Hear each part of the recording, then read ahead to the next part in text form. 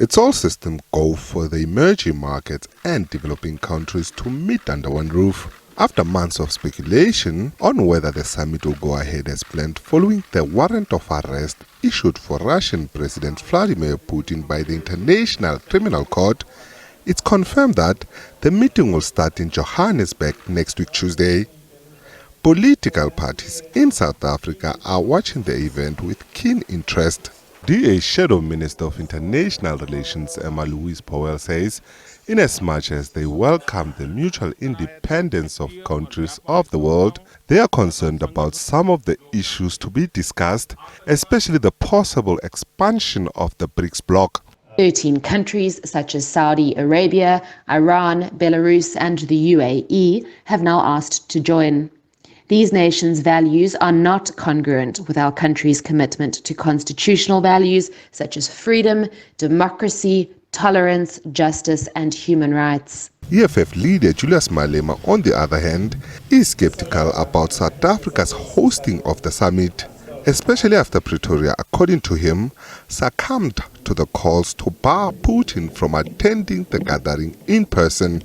We hope that countries such as China and India will, in solidarity with President Putin, not allow their presidents to attend the BRICS Summit.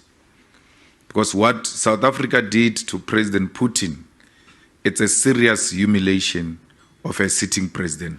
The PAC Secretary General Apapo says the summit must discuss global peace and allow for the expansion of the BRICS bloc. As Africa and Africans, we have experienced a great transition from direct colonialism to what should have been independence.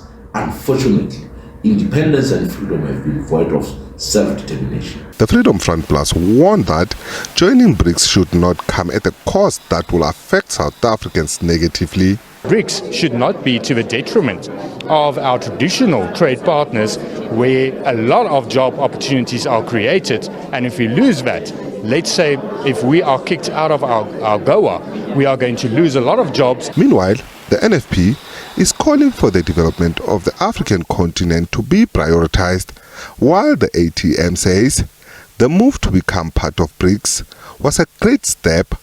We were expecting the African leaders would be attending the BRICS Summit to make sure that they advocate, advance and discuss issues and challenges that continue to confront the African continent. The BRICS Summit is a step towards the right direction in the creation of a conducive environment in the world wherein South Africa is presented with an option away from the Western self-serving treaties and policies that do not serve anyone else but the interest of the Western countries. With only 5 days to go before the summit, anticipation is building to see what results this long-awaited meeting will produce. Ntantla Khatlani, SABC News, Johannesburg.